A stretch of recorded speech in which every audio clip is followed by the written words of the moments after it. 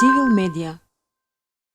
Faleminderit për fjalën dhe organizimin e këtij debati nga organizata e qeveritarit civil. Tema është e ndihshme, është një temë e cila na preokupon të gjithëve që nga pavarësia e Republikës së Maqedonisë. Često se obidam da odgovaram na прашањето околу улогата на политичарите и на медиумите врз спречувањето или пак ограничувањето на говорот на омраза во јавната сфера, не само во медиумите. Уште на почетокот сакам да напоменувам дека, бидејќи тоа се злоупотребува често, дека спречувањето или пак ограничувањето на говорот на омразата, односно контролата или само контролата на медиумите и актерите вклучени во медиумската продукција не значи спротивставување на слободата на изразувањето, бидејќи, како што вели една позната изрека, нема слобода за непријателите на слободата.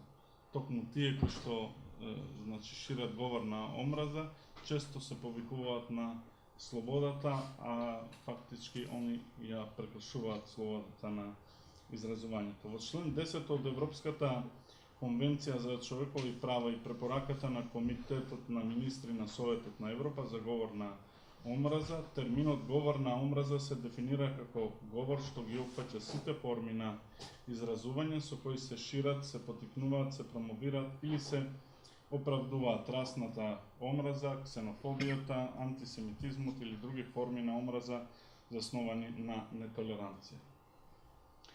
Факт е дека со промената на политичката сцена, односно смената на власта, причините се повеќе слојни. Евидентно е дека во медиумите, зборувам во прв ред за традиционалните медиуми, е намален говорот на омразата, додека во социјалните мрежи, како што спомна колешките, тој е доста присутен. Значи, продолжува со истиот интензитет, особено по подпишувањето на Преспанскиот договор, односно гласањето на уставните измени и по гласањето на законот за јазиците. Имено употребата на квалификацијата северџани за поддржувачите на договорот со Грција е говор кој омалуважува дел од граѓаните.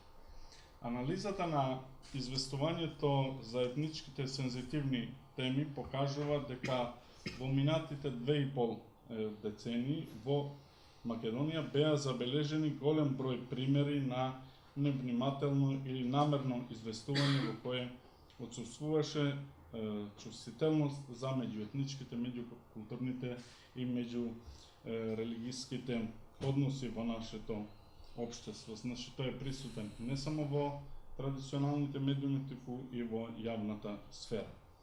Не треба да се навратиме на минатото за да се потсетиме на паролите гасни комори за шиптарите, додека дел од политичарите албанци постојано со цел да ги навредуваат сограѓаните македонци, ги нарекуваа славо македонци. Или пак енциклопедијата која албанците ги нарекуваше планинци и дека се доселени во Македонија во 16 век. Според истата, албанците според верската припадност главно се муслимани, а знаеме дека фактите кажуваат друго, дека албанците се и католици, православни, па дури и протестанти. Денеска познати се примерите во кои комитите и балистите скандираат етнонационалистички пароли и пораки кои содржат многу омраза, едни викаат шиптари, други каури. Инаку, кога ретко се пренесуваат во живо овие надпревари, коментаторите за жал молчат или молчеа кон ваквите повици и мислам дека токму индиферентноста, значи прашањето на Дехран и игнорирањето на оваа реалност произведува нетолеранција и може да биде потенцијал за конфликт. Ние сме имале такви случаи во Нерези и други случаи. Начинот на кој медиумите ги представуваат и им овозможуваат гласност, односно видливост на различните општествени актери, односно начинот на кој се фокусираат или ги врамуваат негативните појави и процеси, може и ненамерно да потикнува стереотипи, нетрпеливост, лош или говор на омраза, наместо да се бори против нив. Дали медиумите се креатори на говорот на омразата? Можат да бидат и да ги квалификуваме и како такви. Во минатото ние сме имале безброј примери на автори на емисии, на новинари кои употребувале говор на омраза, но тие повеќе, значи зборувам за медиумите, се канал и инструмент за ширење на истиот, креиран од политиката, политичките партии, власта, институциите и од другите радикални општествени организации кои што може да бидат политички или неполитички. Токму затоа, значи не истакнуваме дека само медиумите произведуваат или објавуваат или пак емитуваат говор на омраза. Но улогата на медиумите е голема во процесот на ширење на омразата и создавање на поволна клима за да истиот добива на интензитет. Токму затоа новинарите, уредниците, а особено главните уредници како главни креатори на уредувачката политика на одреден медиум и одговорни за објавените содржини во медиумите имаат голема одговорност пред се, пред јавноста, бидејќи говорот на омраза и изразите што содржат негови елементи имаат големо штетно влијание доколку се шират преку медиумите. Новинарите постојано пишуваат за различностите, за разликите кои се темелат на етничка припадност, религија, раса, пол, сексуална припадност, социјално потекло и така натаму. Тргнувајќи од овој факт, значи кога пишуваат за сензитивни општествени теми, можат да предизвикуваат омраза и токму затоа Меѓународната федерација на новинарите со етички кодекс ги задолжува новинарот и уредникот да имат свесност за одговорноста во нивната работа. Во член 10 од Кодексот на новинарите на Македонија јасно се вели дека новинарот нема свесно да говори со јазикот на омразата. Голем број граѓани и субјекти се жалат на присуството на говорот на омразата во медиумските содржини и најчесто станува збор за говор на омраза врз основа на сексуалната ориентација и врз основа на политичката определба на засегнатите групи и поединци. Најчесто говор на омраза се користи во онлайн медиумите. Ќе се обидам ова да го подкрепам преку статистички податоци. Од 214 жалби поднесени од граѓани и разни субјекти по Советот за етика во медиумите во периодот од 2014 до 2017 година, статистиката покажала дека 49 од нив, односно 28,8% се однесуваат на прекршувањето на член 10 од страна на медиумите, особено тие во онлайн сферата. Додека од 68 жалби поднесени во 2018 година, 9 од нив, односно 23,7% се однесуваат на прекршувањето на членот 10. Зборуваше и Мерсиха околу тоа зошто нашите органи, односно јавното обвинителство, беше прилично инертно кон гонењето или пак санкционирањето на ваквиот говор на омраза во медиумите и во јавната сфера, и тоа знаеме дека во минатото беше резултат на влијанието на политиката, односно власта врз ова институција, и фактот што значи досега поради политички мотиви овој орган не действувал во однос на случаите во кои имало говор на омраза, не значи дека неговото ширење е дозволено. Исто така, значи истото важи и за дискриминацијата, иако постои формално, значи постои како институција, но ефектите на незината работа не можеме да ги видиме, односно општеството не ги чувствува. Тоа е Државната комисија за недискриминација, но незиното недействување околу многу случаи е прашање кој што меѓу другото треба да го преиспитуваат и медиумите. Значи зошто ваквата институција не функционира, односно не реагира кога се зборува за говорот кој е базиран врз дискриминацијата.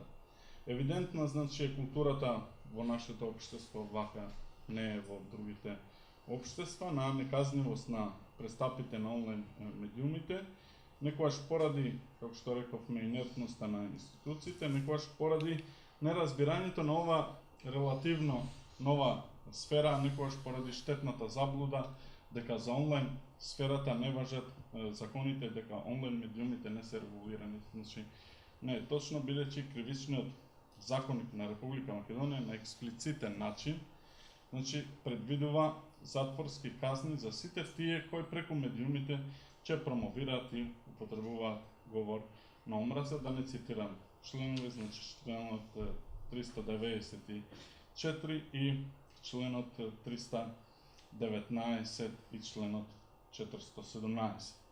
Пред неколку недели Советот за етика во медиумите го иницираше подпишувањето на меморандумот за соработка против говорот на омраза, кој го подпишаа голем број на државни институции, меѓу кои и МВР, Народниот правобранител, невладини организации и медиумски организации во земјата. Единствена институција која што не се одзва на поканата да го подпише овој документ беше Државната комисија против дискриминацијата.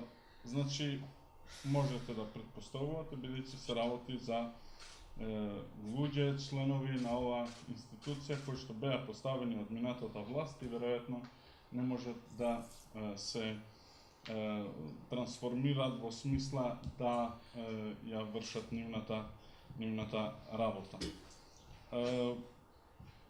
Ќе завршам со тоа, значи, дека медиумите не треба да се воздржат и да поентирам околу тоа што беше истакнато на почетокот и да не известуваат кога говорот на омраза произлегува од устата на различни општествени актери, а кога известуваат, значи треба да го идентификуваат говорот на омраза кај други и на тој начин да и преточат на публиката кој користи таков говор.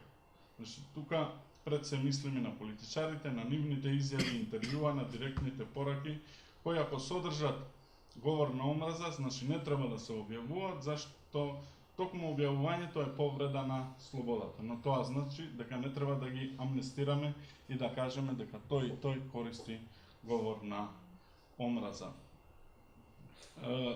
Значи, токму затоа уредниците и водителите на емисии треба да бидат предпазливи не само за директниот говор на омраза, изразувам во вид на официјални ставови или пак лични мислења на политичари или јавни личности, туку и во случај кога истиот говор води кон насилство, а е изразен од страна на публиката. Значи, пред се мислиме на директни емисии, утринските и контактните емисии, во кои најчесто се изразуваат пежоративни мислења во однос на етничките заедници во Македонија. Истото, значи, треба да се случува кога има директни пренесувања на настани како што се протести, демонстрации или немири, а ако се случува да има говор на омраза, треба да интервенираат и, значи, водителите или пак новинарите кои што ги следат и да се дистанцираат на јасен начин или пак да го прекинат директното пренесување на настана. Значи, отприлика тоа би биле моите, значи, видувања околу тоа како можеме ние како општество, како медиуми, како јавна сфера да се справиме или пак да го намалиме интензитетот на говорот на омразата, кој што во Македонија е присутен, а очигледно никој не го санкционира. Цивил медија